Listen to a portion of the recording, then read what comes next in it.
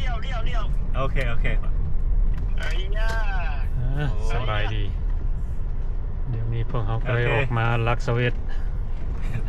มาหาน้องชายละ น้องชาย มาหาน้องชายละ พ่อข่อยแล้วนะ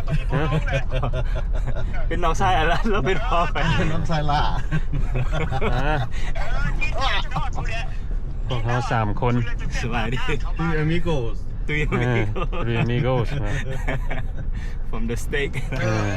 ผจญภัย ตุยมีกูได้ อ ป่ะ อกมาฮะเห็นเนาะน้อง โจก็ข้ามไป ไปตามแผนที่นี่เลย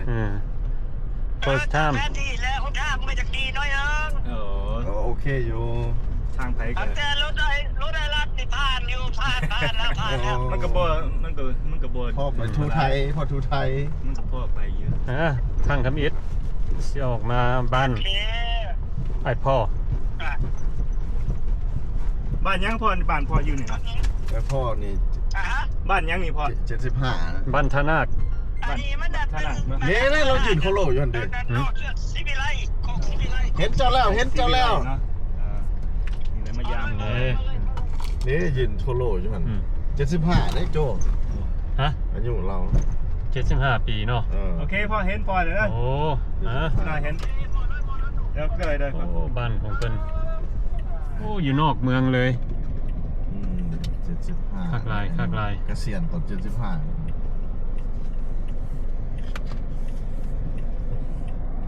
มีมา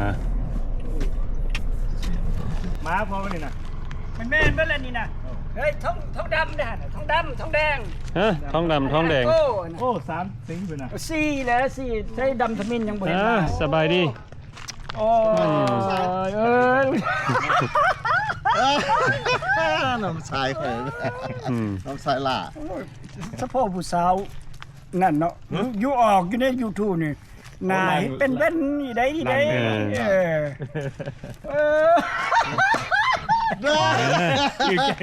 ขโมยเลย โอ้บ้านนี่คักหลาย อันนั้นห้องน้ำอยู่นอกก็มีเด้อหักกันห้องเงียอยู่นอกก็ได้อยู่ในกมาเนี่ยมา โอ้ดินเพิ่นก็กว้าง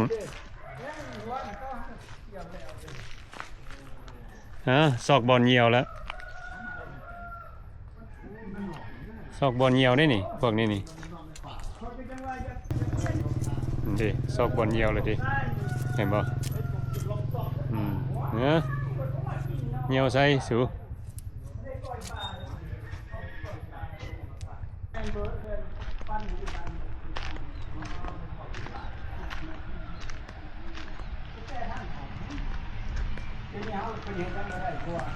ใส่อะไรตุ้ย ตุ้ยมาเด้อมาเด้อมา โอ้นี่บ้านนี้จักห้องนอนนี่ 3ห้องนอน 3ห้องนอน ส่งให้ ห้อง อัน นั้น นี้เฮายังบ่แล้วเฮาสิอันนี้แผนการเฮาสิอันนั้นเพิ่นครัวอยู่นี่ลักสิหานิดหน่อยนะหน้าบ้าน โอ้สิเฮ็ดร้านอาหารอยู่หน้าบ้าน นี่เนี่ย โอ้ อย่าเข้ามาอันนี้มีเท่าไม่เท่า โอ้ไม่เท่าสบายดีไม่เท่า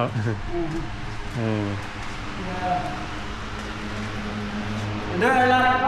อันนี้ยังไม่ได้เลย โอ้ทางในนี่ก็ เยี่ยมอันนี้ห้องนอนของญี่ปุ่น À, มีมาไม่เห็นรถยางเข้ามาหรอกห้องน้ำก็ไอ้รักกันด้วยห้องน้ำนี่เขาพี่ได้เด้อนี่ห้องน้ำนี่ห้องน้ำจักห้องน้ำก็ ฮะ จักห้องน้ำ สองห้องน้ำอยู่นี่ห้องน้ำนอกมี3โอ้เป็น3ห้องน้ำเนาะ อย่าอันนี้เขาปลูกอีกหลังหนึ่ง โอ้สิปลูกอีกหลังนึงพุ่นน่ะ แม่ เอาอันน่ะ ลูกสาวเขาอยากมาดินนะ แล้วเจอลูกสาวมา ดินเจ้านี่ไปฮอดไสนี่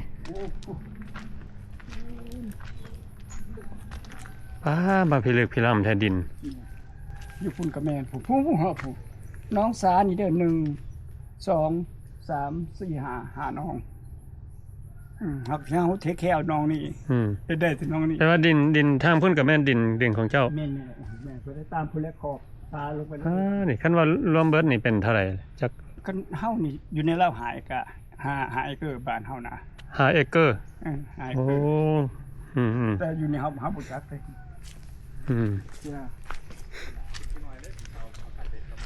โอ้ยเด้คันเบ็ดลูกพี่ อัน ท่านเบ็ดแน่หรอ โอ้เฮาตึกหมดจังหลายอยู่ในป่านี่นะ โอ้จังหวะคือตึกได้พอนี่นะ โอ้ยขโมยเนี่ย เจ้าเลี้ยงปลาป่ะ โอ้ย โอ้ เขาตึกไว้บางไงนี่นะป้าเขาตึกไว้นี่พุ่นน่ะโอ้ตายไปเลยนี่มื้อเช้าได้กว่าอันนั้น ตึกเอามื้อเช้าน่ะ หกอันเฮ็ดก้อยกับ6-7ตัวเยอะ โอ้คักเว้ย มันมีปลาสวายมีปลา แปลว่านี่สิปลุกอีกหลังหนึง แม่นะพวกอีหลัง สิปลุกเฮ็ดหยังเฮ็ดบ้านธรรมดานี่บ่ บ้านนี่ก็บ้านทรงเดียวกันแหละครับแต่เฮาสิเอาออกไปพุ่นแล้วเฮาสิแปลงน้องใหม่ปีน แปลงน้องใหม่ปีนเฮ็ดแปลงน้องใหม่ เอียบ่ลายคือปลายลัดเด้อปลาข่อยขนาดมันปลาใหญ่มันอยากแหนี่มันยังปลาใหญ่ปลาใหญ่ เจ้าเลี้ยงปลาอย่างนี้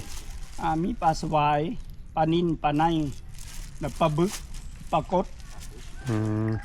เอียมันตัวมันบกมันขึ้นมาเป็นตัวใหญ่เอียถ้าเอาเบ็ดลงเฮาถึงปอนนี่ละวันโอ้หลายปลาบ่ละเขาสิว่าแล้วบ่หลายสมัยลัดนี่แล้วแจ้งไปพอน้องล่ะเฮ็ดบิสเนสเด้ มื้อนี้พวกเขาก็ได้มาเยี่ยมยามไอ้พ่อคนนั้นมาจากเซียโร yes รีไทร์แล้วก็มาอยู่ลาวได้2 ปีบ่2 ปีเนาะแล้วบ้านแล้วเจ้ามา2 ปีนี่มาอยู่บ้านหลังนี้เลยบ่หรือว่า no เขาไปอยู่สวรรค์ อยู่สวรรค์เนาะ วันสวรรค์แล้วเฮาบ่มักเฮาก็สร้างบ้านอยู่พุ่นอีกแหละสร้างบ้าน2 หลัง โอ้เดี๋ยวนี้ยังมีบ้านอยู่สวรรค์นะ 2 หลัง โอ้แล้วมันไผอยู่ตัวนั้น บ่มีไผแล้วป่าเลย ปลาเลยว่ะ บ่มักบ่มักเขาก็ขึ้นมาอยู่พี่พวกแม่เฒ่าพวกแม่น้องแกขึ้นมานะโอ้มาแล้วพุ่นมา แต่ว่ามาเบิดทุกคนเลย มาเลย มาอยู่นี่เนาะ แม่ โอ้แปลว่ามาอยู่ดนปานใดละบ้านหลังนี้นะ โอ้โหปีหนึงพอดีอยู่บ้านหลังนี้ ปีหนึง ดอกไม้ก็ย่ำดอกไม้เอาก็กิน แปลว่าดิน5 เอเคอร์กับเฮือนหลังนี้ เฮือนเฮาของเฮาเองเฮาปลูก โอ้เฮือนเจ้าเองแปลว่าขายนี่เพิ่นขายแต่ดินซื่อๆนะ อันนี้ก็เฮาสิปลูกหลังนี้ก็ได้ สิปลูกหลังนี้อีกเนาะ เอามา ไปดิ ฮักฮอดบ่เนี่ยนะอุทังเสียโรกันได้ โอ้มาจากเซโร อันนี้โจ โอ้สบายดี ชื่อโจ โจมาแต่ มาจาก มาแต่เฟรสโน Fresno อันนั้นนะ โปรเฟชชั่นอลติ แมน แคลิฟอร์เนียพี่เนาะ เจ้าก็มาอยู่พี่เลยป่ะ ฮะ มาอยู่พี่เลยป่ะหรือ มาอยู่หลายปีเลย เพิ่นแล้วก็อยู่ดอนนู้นเราก็อยู่ โอ้มา เรา อ อยู่ ยู่ หลา ด ย อน ปี นู้นบ่อันนั้นบ่เจ้าคณะเราอยู่ดอนนู้น เพิ่นอยู่ไสนี่ แล้วบ่ว่าแล้วเรายูทูบเบอร์ไปทั่ว เที่ยวไปเที่ยวมา ไปเที่ยวมา เที่ยวมา อ๋อ เราเที่ยวไปเที่ยวมาโจ เจ้าได้กินเงินนั่นรีไทร์แม่นแล้ว กินแหละกิน ได้แล้วเราก็ได้ โอ้ แต่ว่ามาอยู่ใกล้กันคนแถวเดียวกัน มาอยู่ใกล้กันมีหยังก็นี่แหละมาซุ่มแซวกันคือแบบนี้แหละ โอ้รถเจ้ารถจอดอยู่หั่นเนาะ โอ้มีแต่คนมาอยู่ลาวไว้เดี๋ยวนี้นะ นั่น กลับมา เสานี่เสาฝังบ่ถึงเสาอันนี้เสากอนี่ เสาฟัง ฝังเนาะ แม่นเสาฟังนี่ก็โอเคว่าเท่เลย มีฮอดอันไม้ไผ่เนาะ แม่น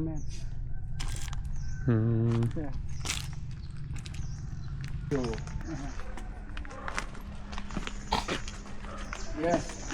โอ้เจ้ามาอยู่นี่ก็บ่ได้กลับเมืองอเมริกาเลยป่ะ โอ้ยปีหนึ่ง2-3เทื่อ จะเป็นสัญ เมื่อ ชาติ มันเดือนหน้ามันที่2ที่หน้านี่ก็เมื่อแล้ว เมื่อ เมืองอเมริกาน่ะเมื่อยามซื่อๆบ่หรือว่าหยัง เมื่ออันนั้นเมื่อบ่ได้เมื่อวอชิงตันบัดนี้สิเมื่อฟลอริดา ฝอยยา โอ้ ไปหาร้านอยู่พุ่น จะเป็นสัญชาติอเมริกาเลยเนาะ เป็นซิติเซนโอ้ดีไปมาสบาย แม่ โอ้นี่เป็นเฮือนครัวบ่นี่ แม่เฮือนครัวยังบ่ทันแล้วจ้ะ โอ้ เฮือนครัวยังบ่แล้วพอมีแผนสิเปิดร้านอาหารเด้ โอ้ อ้ สิเฮ็ดอาหารแคมน้องดื้อเข่านี่แหละสิเฮ็ดเป็นตูบทั้งหน้าบ้านตำบักหุ่งตำเฮ็ดเหล้าเฮ็ดเบียร์กอกแล้วนะ โอ้โอ้ดี แม่น เออ ของห้องฮักก็มาวันเดือน11นี่เนาะ อยู่ห้องแล้วก็ เดือน11คันเดือน11นี่เดือนหน้าพอดีเต็มปีหนึง โอ้ประมาณปีหนึงเนาะมาอยู่หลังนี่ แม่น่ะ อืม จอยโทรหา พ่อเว่าให้ฟังอยู่เออ ขอความไปแล้วว่า แล้วก็ว่าสิมีแผนเฮ็ดอันธุรกิจครอบครัวนี่แหละ อืม เอาผัดหลายคนเนาะมีแต่ผู้เฒ่ากับเด็กน้อย เออ แม่นแล้วก็เสียนี่แหละเฮ็ดตึกปานในน้องนี่แหละปล่อยพอได้กินนี่แหละ เออ น้องหมู่คู่มาแบบนี้แล้วได้พอได้กิ อื น มอืม ผู้นั้นผู้นี้มาซื้อก็ขายได้ขาย เออ มื้อละ2-3 โล 4-5 โล เก็บ5เก็บ10นั่นแหละเนาะ เก็บหาเก็บ10ให้ได้สูบน้อยลมบ่แห้ง อืมอันนี้ก็อันน่ะเมียของไอ้พ่อเนาะ โดย เออมาจากสวรรณเขต อาหารมันเสร็จ อืมไอ้พ่อกับคนอเมริกา มาจากซีแอโรวอชิงตันไอ้ตุ้ยหาก็มาฮอด อันนั้นเอ้ย อืม ได้มาก็ได้เดี๋ยวมันไปเรื่อยได้คนนี้เยอะ ไปแยกกระยามันอะไร สบายดีไอ้ตุ้ย สบายดี มาโดน ยัง อื ไง ม ได้ หาก็มาฮอดคือกัน ยังไงได้นั่น อืม สยันเฮา ขึ้นมามาแต่โดดแล้วสนอ บ่หาก็เข้ามาฮอด อืม ว่าเพิ่นส่งอันโลเคชั่นให้เบิ่งบ่ได้ก็เลยว่า บ่ โทรหาบ่ได้ โอ้ย แล้วโทรหารัฐนะรัฐส่งให้นะ โอ้โอเคโอเค สติฮอดนี่นะ ยังไงอ่ะนะไอ้สยันยันแม่นแล้ว ไอ้ตุ้ยหาก็มาฮอดคือกัน ตุ้ยทราเวลเนาะ ตุ้ยท โอ้ รา แม่น อืม ว่าตุ้ยมักเที่ยว ตุ้ยมักเที่ยว เออ ภาษาอังกฤษเป็นตุ้ยทราเวล แม่นละ โอ้ เอา เพิ่นกับคนอเมริกา มาอยู่ประเทศลาวได้ปีปลายเนาะปี ปีไปแล้ว ปีครึ่งเพิ่นนั่นรีไทร์แล้วก็มาย้ายมาอยู่ลาวอยู่บ้านนี่ก็บ้านหนองฮะ ดอนก้อย ดอนก่อยเนาะ ต่อหนองไฮ บ้านหนองไฮ ดอนก้อยต่อหนองไฮ ดอนก่อยต่อหนองไฮโอ้อืม ก็อยู่ในเวียงนี่แหละ อืม อยู่ในเวียงนี่แหละ อืม บ้านได้พ่อนี่คักหลายเลย คัก หลายเลยเพิ่นมาดูแลให้พี่น้องเพิ่น อืม เข้านี่อีบุญก็ได้เกี่ยวเด้ อืม เข้านี่ยังบ่ มื้อนี้พ่อเฮาก็ถือกินไว้มาเพราะว่าวันเกิดของอันเมียไอ้พ่อแล้วก็เลยได้มาเห็นบ้าสะอ่อน มันคักคนอยู่ในเมืองตัวนี่นะพุ่นน่ะ อันนี้คักแล้ว อืม แน่นอน เอามาเบิ่งทงไห้ทงนาของเพิ่นน่ะดินของเพิ่น5 เอเกอร์เพิ่นได้นี่ 5บุกแต่ว่าเพิ่นมาดูแลให้พี่น้อง โอ้อืม มาดูแลให้พี่น้องกันโอ้ก็คักแล้วโมเมนต์ของเขาก็ยา อืม เนาะเขามาดูแลเขาอยู่นี่เพิ่นให้อยู่นี่เนาะ อืม รู้สึกจะคักเลยแต่เพิ่นก็ยังสิมีโครงการด้วยนี่ มีโครงการสิเฮ็ดร้านอาหารคักแล้วร้านอาหารอันนั้นอาจจะเป็นอย่างจัดสรรเนาะจัดสรรน้อยเท่านั้น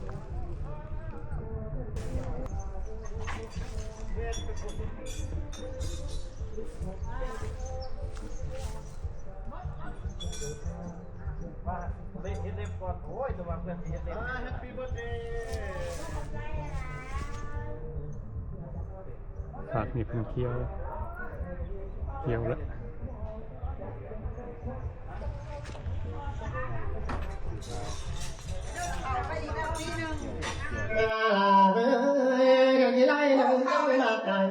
มาส่งน้องไม่สิทุ่งทะเลได้ทางนวลนั่งนะ ลาบ ก้อยปลา ก้อยปลาวะนี่น่ะโอ้ ไปไปในหัวมองลาไปเลยมันยังไงก็ยังไงดังยังมีได้กินยาแล้วสาวใส่ในน้ำนั้นก็ใครอยากรู้จะได้แล้วเนี่ยก็ต้องมันได้ละกันนั้นคนละก่อนนั้นมันเป็นบ่อนเลยกันนั้นเป็นบ่อนได้บ่เมียมือนั้นในหัวเมียวเด้อาลีผมยังไม่นำลาเด้ออยากเป็น เพิ่นมาใส่ฮะมาจะใส่บ่เอาไว้ผมมาจะเอาไว้ มาส่งเรานั้นเป็นผู้การแต่ใจใส่ลำนี้ได้ จอดเลย เสียวโต เจ้าตัว ท่านน้ำกันอยู่น้ำกันเนี่ยครับ แล้วบนหักเป็นยังไงมาเปิดมาเวลาอีมีน้อยอีมีน้อย ชิคาโกเอง อ๋อ ชิคาโกเองอยู่ชิคาโกแคลิฟอร์เนีย มาดีตั้งสิตัวนั้นเป็นตัวไว้ลาเอ้ยตั้งไว้ก็ไม่ได้ก็ลาก่อนต่อไปนั้นละเป็นพี่น้อง พวกซุ่มไว้ให้บ้านคอยอยู่หันเต็มทีมแต่กันพวกแอมไพ่แล้วก็ขี้ข้างแก้วนะอีแก้วนั่นอีแก้วมันใช่มาสิ้นเดือนนี่ล่ะ เรียกอะไรโอ้แก้วอันน่ะ มันจริงๆมันเห็นร้านอาหาร ตุ้งนะฮะตุ้งมันคนที่มาดอกเหรอ มาเกินออกทองมันสื่ออันน่ะสื่อคอนโดอยู่ในนี่ไว้ บอยซื้อนะต้องซื้อ ว่าง จังบ่อยทำนี้ ผู้ใช้เนี่ย อ๋อ หลายอันมาก มีคนมาดอก แน่ มาโมสวนกันลังมีคนอยู่คนละมาไปเพื่อไหนจะได้เอามิสเตอร์แล้วเราก็ ไอ้สายัน นั่นวะคนจะเราคาไปเห็นแถวไปเห็นแถวนั่นเลย กินหลายอยู่ มาดูละวันนี่ไว้จะไหนเลยเนี่ยด้านนั้นจะ แปลงมาพี่เนี่ยไปยังแปลงมาพี่เนี่ยไปยังมีคนไหน ไม่คนตอนนั้น แล้วส่งกันเนี่ยแซ่บครับ ตอนนั้น โอ้ยสามีก็ตาโตดูให้ได้ที่มาเราอยู่ได้จากตาแจ้งที่หาหมอยจากตาแจ้งที่หาหมอยแดงดาวนั้นนั่น อยู่เท่ากับรวมเด็ก เราไปยืนหน่อไม้แล้วเนี่ย ไอ้ตุ้ยอะไรนะ ให้พี่มาเชียร์ลูกให้พี่มาลูกให้พี่มาเลยดีงามโอ้ เริ่มชุมแล้วเนี่ย จะน้องแล้วมา หมอมาโดดได้ดีหน่อยเนี่ยนะ ไอ้สายันนี่มาจากอัลแบมาเนาะเห็นบ่ไอ้ใช่ครับ วิ่งเลยไหม ไอ้สายันจะมาจากอัลแบมาเหรอ แม่นแล้ว อัลแบมาอ่ะ ป้ามา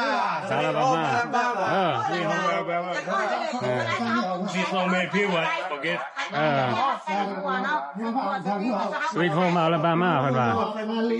ผู้ฟังใจตามาดังกันว่าม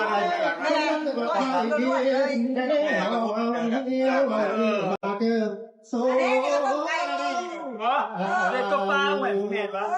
ตาลายปลาเด็กก็จ่อนี่ก็ปลา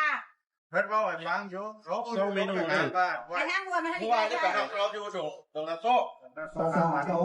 จะไม่มีคนบ้าเลยสองหมามองไม่ใช่เลยเป็นยังน้องตัว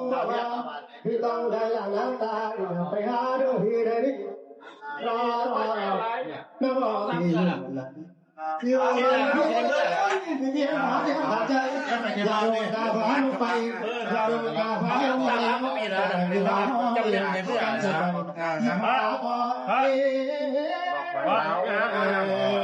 ว่าผมมีวายป่าธุรกิจมีวายป่าวะบ่เห็นยังนะแกเราวายป่ามันน้อยบ่ได้อยู่นะมันนั่นวายป่าผมมีแต่อันนั้นเข้ากับอันนั้นวายป่าให้นั่นแซ่คันนี้ให้เขาขนอยเข่าเลยครับครับอยู่ซื่อๆนี่แหละคือการมันยังไม่ได้เข้ามายังไม่ พวกเราไม่อยู่ละซ้ำพวกเข้าเลยนะ รู้สึกว่าดีใจเนาะได้ออกมางานวันเกิด เสียงพนุษย์คนกินได้งามสบายดี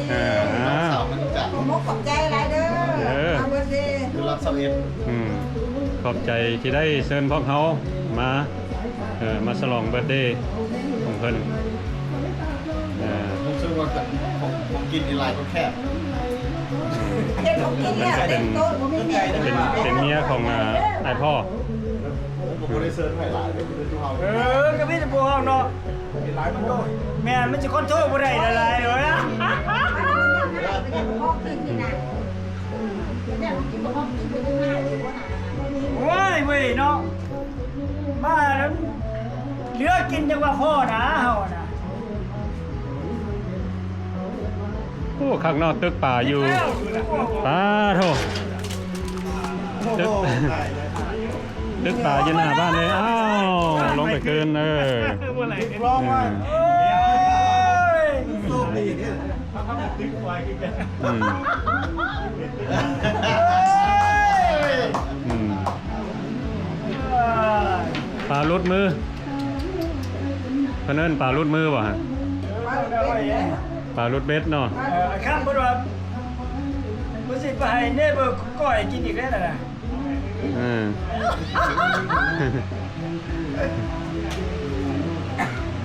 ธรรมชาติ จะไปดินน้องไอ้ลัดนี่นะ ว่าไปยามเลยนะ ไปแล้วไป ลองวิว มันมาอยู่ราชวิทยา นี่แหละ แห่ไปแห่มาอยู่ในนั้น ตื่นมาแต่ละเช้าแนมออกจากบ้านเห็นปลาเขาอยู่ให้อยู่นาเพิ่นว่าตอนเช้ามานี่อากาศนี่เย็นเพิ่นว่าน้ำหมอกนี่เต็มเบิดว่าซั่นโอ้คักหลายอยู่นอกเมืองอันนี้ก็สิอยู่ลักเซาเอ็ดบ้านโคกศรีวิไลนครหลวงเวียงจันทน์ประเทศลาวเด้อพี่น้องอันนี้ก็เป็นความสุขของชีวิตบางคนเนาะเพิ่นออกมาอยู่นอกเมืองหน่อยหนึงมีดิน5 เอเกอร์โอเควันนี้เราก็สิได้จบคลิปนี้ไว้สำนี้ซะก่อนเนาะขอให้พ่อแม่พี่น้องติดตามในวิดีโอต่อไปแล้วก็เป็นจังใดก็ขอขอบใจเบิดทุกคนที่เข้ามาเบิ่งวิดีโอของเรา 10 ปีแต่มาเนี่ยขึ้นว่าที่บริการ